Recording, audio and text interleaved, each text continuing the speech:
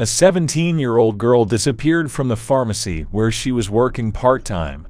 At first, everyone thought she had just gone home. But when the manager started reviewing the camera footage, he saw something disturbing on it, and eventually learned the horrifying truth. In this video, we will tell you what happened to Riley Whitlow and why this case has sparked public outrage. Riley Whitlow was born on January 20, 2005 in the American city of Colorado Springs.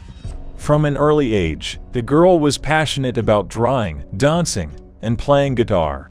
She achieved significant success in all these endeavors. Riley won prizes with her paintings in various city and school competitions.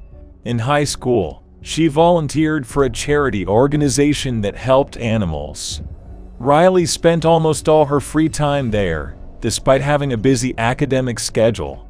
At 16, she also took up a job at a pharmacy to earn money for personal expenses. Riley worked there several days a week while juggling school and volunteering commitments.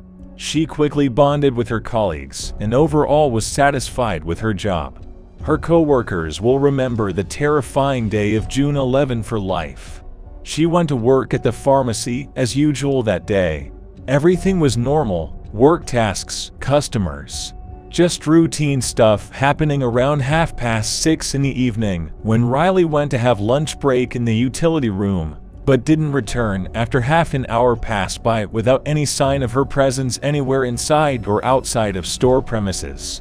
A manager started looking for her, but couldn't find her, so they called morning shift worker, who confirmed that such strange construction blocking CCTV view wasn't present during his shift, nor were windows covered with paper tape back then. Another oddity noticed later: closed sign hanging on restroom door, which should only be closed along with store closure. He told journalists later, explaining how no one thought to check inside until they found out about it because they assumed Riley had left already before entering themselves. Horrified by finding girl lying dead on floor, calling police immediately afterwards. One of main suspects became Joshua Johnson, age 28, according to colleagues who mentioned his unusual behavior, like bringing bleach bottle. Nobody understood purpose behind its need, seeing him carrying empty one shortly after arrival. Earlier that day, police began questioning everyone who visited pharmacy that day. Interestingly enough, one customer recalled hearing female scream noise around 8:26 p.m., not paying much attention, though few others reported same thing, making officers stunned, realizing multiple witnesses ignored ongoing situation. Forensic examination showed that the murder weapon was some sharp object. Suspicions fell on that same Joshua, who, according to colleagues, brought a bottle of bleach to work. The thing is, he left his shift early without informing anyone. After talking with Riley's friends and relatives, the police uncovered a strange fact.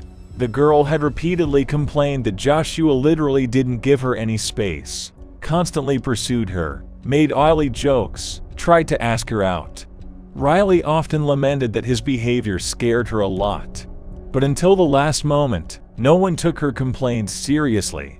A most puzzling thing is that Riley even asked the manager to deal with this situation, but apparently he waved it off. In March 2022, the situation only worsened when Riley's boyfriend got a job at the same pharmacy, and Joshua was extremely unhappy about it. According to his colleagues, he was jealous of Riley and behaved quite aggressively. The situation was exacerbated by the fact that all three worked on the same shifts. At the end of May, just weeks before the murder, Riley once again turned to management and asked for her work schedule to be changed so it wouldn't overlap with Joshua's shifts. She explained this by saying that his behavior was getting worse and working with him was simply impossible. However, the manager stated they couldn't completely change her schedule. He suggested she work at another time, but with fewer hours. Despite this meaning a significant reduction in pay for her income level, Riley agreed. Within days before being murdered, she approached management again asking for more working hours. He said it would only be possible if she took evening shifts again, where she would have to work alongside Joshua. Riley had no choice but agree, as reduced hours significantly impacted earnings. Thus, over an entire year, Riley tried to get some action from management, which would allow not worry about safety, but they just shrugged their shoulders. Knowing all this, police became even more convinced of Joshua's involvement.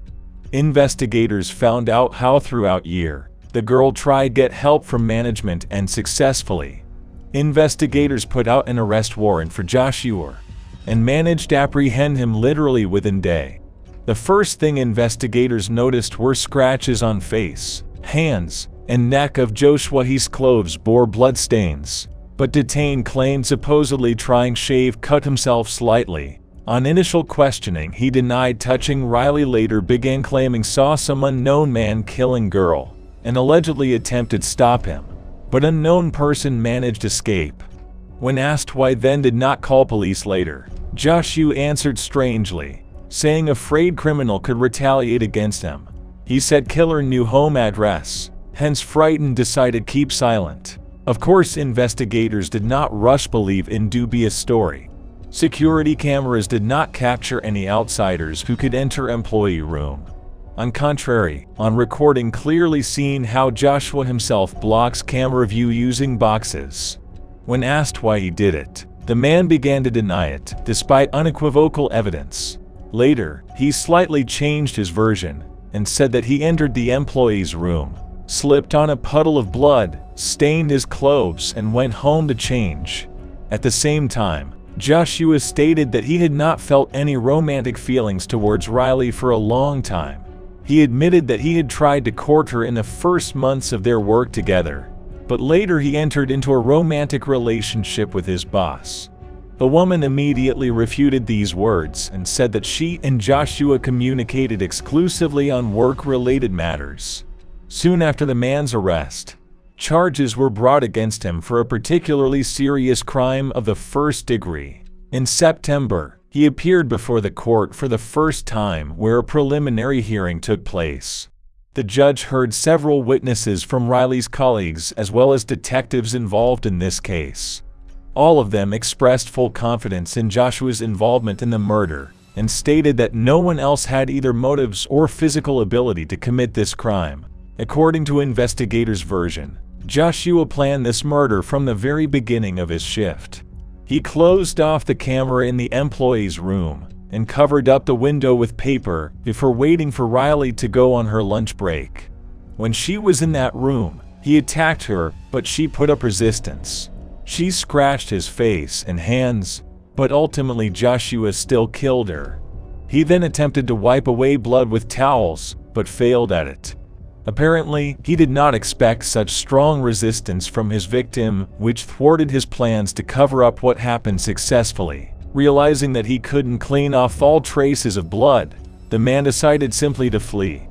Before doing so, though, attempted washing off blood stains from his clothes with bleach, before throwing away bloody towels into car trunk driving away. Joshua's lawyer argued there is no substantial evidence against him, pointing out someone else could have committed murder, thus claiming innocence on behalf of client.